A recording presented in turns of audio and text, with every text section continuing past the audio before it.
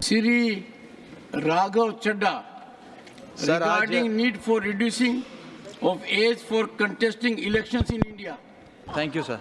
Sir, आज मैं जिस मुद्दे पे बोलने के लिए खड़ा हुआ हूँ वो मेरे दिल के बड़े करीब है। It pertains to participation of youth in Indian politics. इससे भी पहले आना चाहते थे क्या?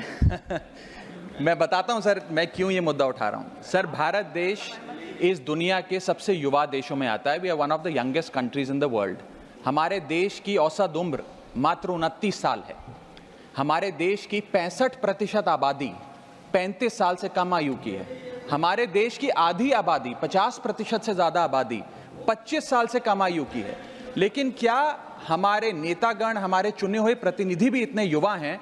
ये सवाल मैं आज आपके सामने रखना चाहता हूं। सर, आपको जानकर अचंभा होगा कि फर्स्ट लोकसभा जब इस देश की चुनी गई थी, जब देश आज़ाद हुआ, पहली बार लोकसभा का चुनाव हुआ, तो उस लोकसभा में 26% लोग 40 साल से कम आयु के थे। और अभी 17वीं लोकसभा जो अभी 2-2.5 महीने पहले समाप्त हुई, उस लोकसभा में मात्र 12% लोग 40 साल से कम आयु के थे।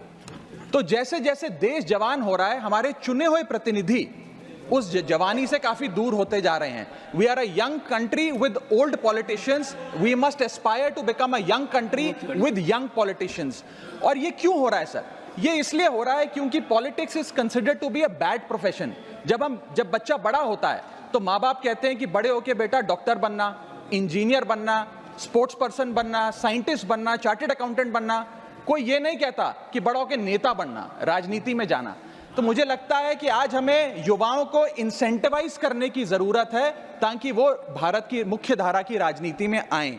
और इसके लिए सर मैं ये सुझाव लाया हूं कि, और मेरे आपके माध्यम से निवेदन है भारत सरकार से, कि इस देश में चुनाव लड़ने की उम्र 25 साल है।